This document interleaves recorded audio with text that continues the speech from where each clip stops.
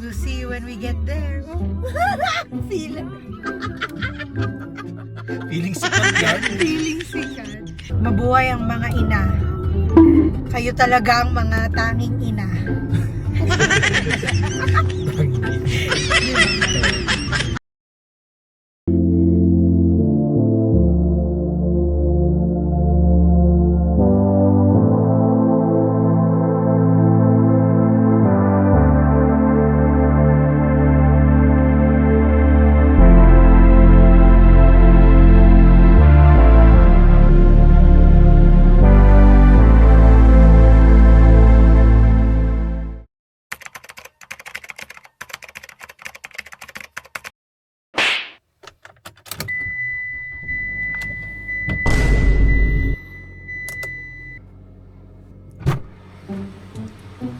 Where are we going?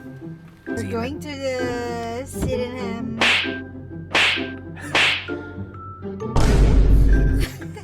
So you need to take them with us. Take who with you? The viewers. Viewers here. Keep watching, guys. Taga saan ka ba?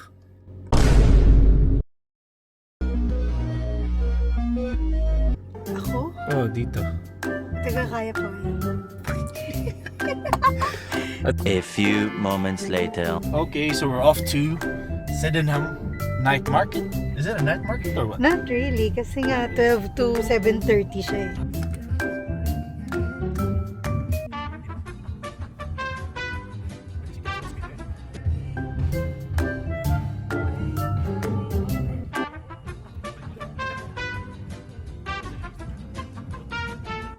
Diba guys, diyan dapat mag-vlog spontaneous kasi kung parang tinatry mong I-perfect. i-perfect, parang scripted na, Scripted diba? na siya. Oo. Hindi na siya authentic. True. So, ito, yan yung motorway ng Christchurch. Christchurch ba to? Ay, ano ba to? Christchurch. Christchurch. Diba maliit lang? Comment down below guys kung taga Christchurch kayo or taga Auckland. Taga Auckland, walang-wala to sa Auckland. Mas malaki motorway dun. Hi guys, time check. It's currently 5:27 p.m. I don't know kung Mother's Day event ba yun? Mother's Day. Hindi, para nakita ko lang sa kanila na on the way nga tayo. Yeah, they have a Mother's Day market. Wala lang, puro mga pagkain lang naman nandun. Gusto ko lang makita ano bang mga mabibili doon. So ano pang hinihintay nyo? Arat na. Zainab yan. Pupunta tayo sa Mother's Day event. I wanna celebrate Mother's Day kahit na hindi pa lumalabas si baby boy. Hindi muna natin i-reveal yung name. But yeah, Mother's Day is not just for the moms. It's also for the moms-to-be and the mothers who are grieving the loss of their baby. And basically, lahat ng mga tumatayong ina. Lahat ng mga gumagawa ng responsibility of being a mom, you know, nagsistand up as a mom kahit hindi naman sila yung totoong nanay.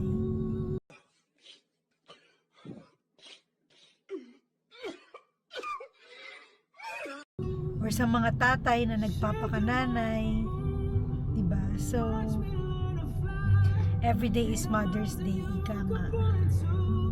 10th of May in New Zealand guys, so that's when we usually celebrate Mother's Day. So yeah, happy Mother's Day to everyone. Stay healthy. God bless. Mabuhay ang mga ina. Kayo talaga ang mga tanging ina.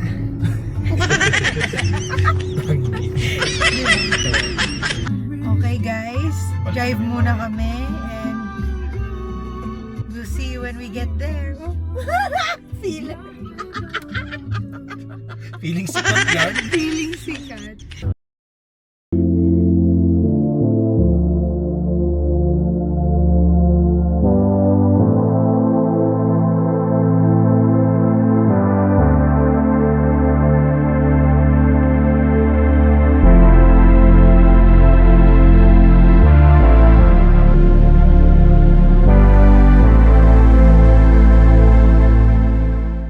So, dumating na tayo. We're going now. We're walking towards the market. By the way, kung hindi nyo alam, for those of you who don't know, ang organizer nito is yung organizer ng Auckland Night Markets. That's why I'm so excited kasi when we've been to Auckland, nag-enjoy ako sa night market na pinuntahan namin. Parang wala lang, lively siya, masaya siya, tapos madaming choices. Lively ba to? Ay sana. Once a month lang to guys, so if you live in Christchurch, follow nyo yung Sydenham Markets na Instagram page nila. And then, nagpo-post sila doon ng schedule ng mga markets nila. Dito lang to sa Sydenham Underpass. Show mo sa kanila yung underpass.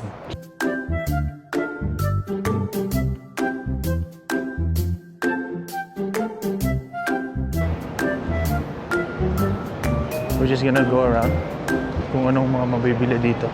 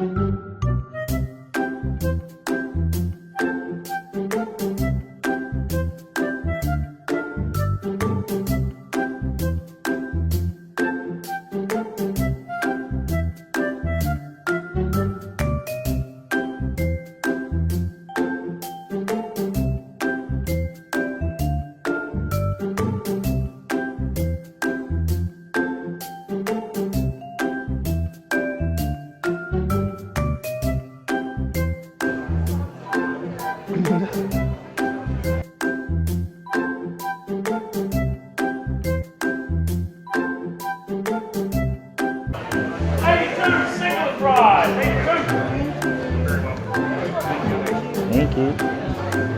Let's go. So look at that. Look at the cheese. Wait lang, wait kumano. Look at the cheese. That's their double cheese burger. Looks yummy.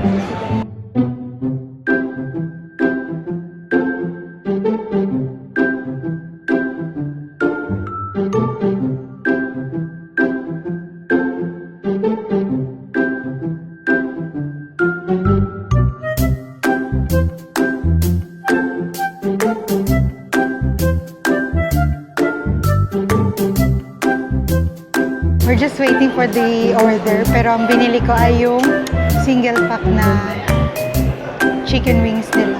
So 6 to 7 pieces yun with rice. And then kwek-kwek syempre. And yung 3 for 13 na barbecue nila. Wait lang. Ano sabi?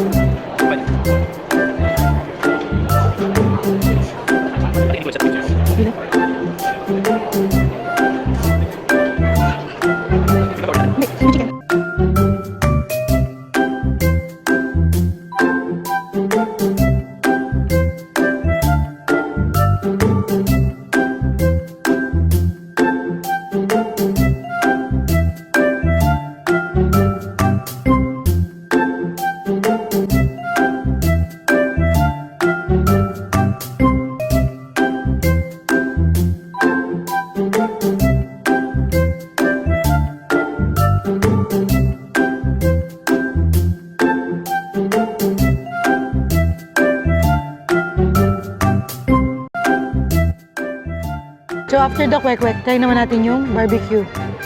This is Filipino barbecue, so marinated siya. It's pork, by the way. Sarap siya. Grabe talaga. So, alam mo, fan talaga ako ng Chicks to Go. Chicks to Go? Anong Chicks to Go? Ano? Chicks to Go. Chicks? Mhm. Ano chooks? Chicks ba? CHX. Naku po, ate, Naku. comment ako kung paano basahin yung... Kung ano ba tama? Chooks ba? Chicks ba? Chooks. Basta. Kasi ang alam ko chooks eh. Fan talaga ako nila. Nag-order talaga ako sa kanila. Oh, so Nung po ate, birthday. kaya sponsor po pag birthday nito. True. Nung birthday ko nga, di ba nag-order pa akong 50 pieces Si na... Ana nga pala to, Ana. Oo. Nag-order pa akong 50 pieces na chicken wings, di ba? Show them the chicken. This is garlic parmesan. Kita nyo naman, with rice. So, try natin. Garlic parmesan? Ang gusto ko talaga sa chicken nila, pati yung laman may lasa. Yung ibang chicken kasi dito sa New Zealand, pag bumili ka, parang yung skin lang yung may lasa. Tapos yung loob, parang wala siyang lasa. Pero ito, Pinas vibes. Pinas vibes.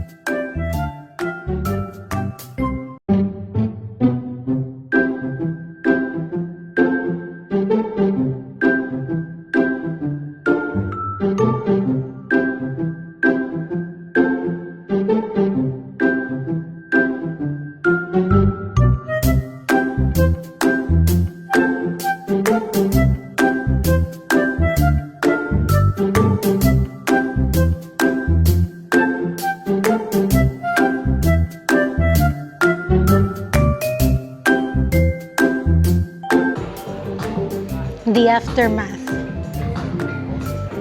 Ito yung kumain.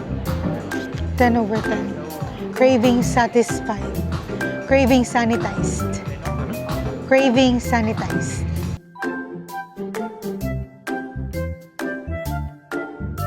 Masarap. Ha? Masarap siya. Talagang nasatisfy yung cravings ko. Kasi, alam mo, ako yung tipo ng... Ha? Walk slowly. Ako yung tipo ng person na pag may nakita ko sa TikTok na may parang kainan, ganon, may ganyan, may market, may event, parang gusto ko pumunta. Tapos like, natatakam talaga ako sa food. So, tonight, nasatisfy naman yung ano ko, savings. Ay, mali. Cravings. Yung, No, ba't hindi pwede maging vlogger? yung, Vlogger yarn? yung cravings ko na sanitized na nasatisfied. Ay, nasatisfied. Stop the cap! Kasi naman hindi pa ako umiinom guys. So, kaya nabubulol-bulol na ako. Parang need ko ng tapik-tapikin yung ano ko. Tapik-tapik ba? Kasi hindi pa ako nakainom. Naubos yung Coke no sugar. It was so fun. Marami namang choices. The food was great. So, thank you. Thanks, babe, for bringing me to the... Driver yarn. Ay, naku! Basta thank you, babe, kasi pumunta tayo dito. And thank you for the treat kasi siya nagbayad ng mga kinain namin. As a mother. As a mother who is mothering and the mother of all motherer. Diba? Talaga namang career na career ang pagiging mother. And once na lumabas na ang aming baby boy, I'm gonna mother so hard. And I'm gonna be mothered.